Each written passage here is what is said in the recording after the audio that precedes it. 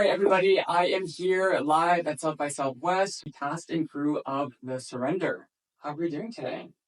Good. I'm Julia Max, the writer and director, and this is Colby Minifie. I've never used one of these microphones. I played Megan in the movie The Surrender. Yes. Okay, now Julia, I just have a few questions for you before we get rolling here. I'm very curious because this is a film I know is very near and dear to your heart. It's based on a little bit of a true story, and it came from a very raw and genuine place. However, my question is, what inspired you to make this a horror film? That's a great question. Basically, I think the process of grief is horrific and terrifying, so it feels perfect for the horror genre. When my stepfather passed away, my mom hired a death doula to come and lead us through that process. I had no idea what that was. I, of course, immediately assumed the worst, and that is exactly what this film is. Thank God it was not actually Okay, that. I hope it was not a shot-for-shot remake of your experience, because that would be harrowing. This is my yellow ritual jacket. Oh my god! I didn't even clock that. Oh my god, I just got it! One thing I would love to mention that I love about this movie, and that makes it feel so real, and you did such an incredible job with the writing, is I feel like a lot of people can relate to, there are a lot of things that go unsaid, and a lot of things that we refuse to communicate with people who are closest to us, and they come out in these very toxic and these microaggressions. And I think that the first half of the movie, there's a lot of that. But Colby, my question for you is, when we get to the scene in the foyer before the man arrives and everything comes out onto the table, how did you approach that scene? What did that feel like for you? And what was the difference in when you were acting through the first half and letting things build and then having that release? Great. That scene actually was really tricky for us. I think it was the hardest one that we shot. I think it's because of exactly what you're talking about, actually. I'm putting it together right now in my head. Subconsciously, it is very hard to say to somebody that you love everything, the absolute truth about your relationship with them.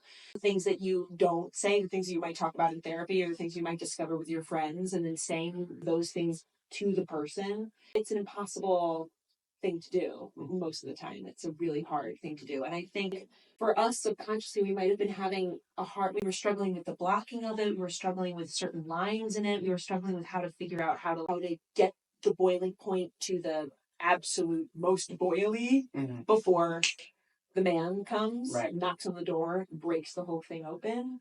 And I think that's probably why, is because it's really hard to say those things to your family. As an actor, it's juicy and delicious. Of course. It's not hard at all. It feels really yummy, but maybe that's just because I'm sick. Right. The last thing that I'll ask you, actually, it doesn't have to do with the surrender. It has to do with voice. Ooh. And I would love to know, because I know we're wrapping. We're from Toronto, so we love the boys. We're so happy that you guys are here I with love us. Toronto. Unfortunately, though, it's coming to an end. Yeah. And I want to know how you're feeling with this massive chapter in your life finally wrapping up. It's kind of crazy that it's been 7 years. It's crazy. And it's a job that I didn't know would last 7 years. Right. We're so excited to be there. We're so excited to be together. I'm going to miss Toronto. I'm going to miss all of those people.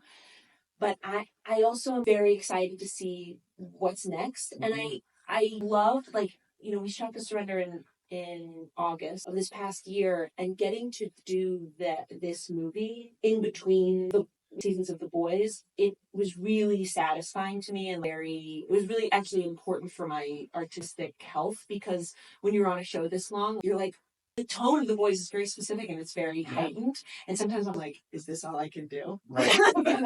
And so to get to do Something else. this movie and to have Julia trust me so much, and to really be, this is a creative wet dream for me. I'm using boys terminology to describe, but it was very satisfying to do this other tone, this other very fun thing, and then to dive back into our last season, go out with a big hurrah, and then see what's next. I'm excited for you to see what else is out there for your artistry, and I know I speak for the entire world when we say we're really excited to see what you do next, what both of you do next, because this film is such a triumph. It's such an incredible exploration of grief and these two women, and I can't wait for the world to see it. Thank you. Can I just also say, I'm so thrilled that audiences will get to see Colby, and his role in this is so different. It is so wildly different, and I hadn't gotten to see you do anything like this before, and I'm just so excited for everyone else too, because you're so stinking talented.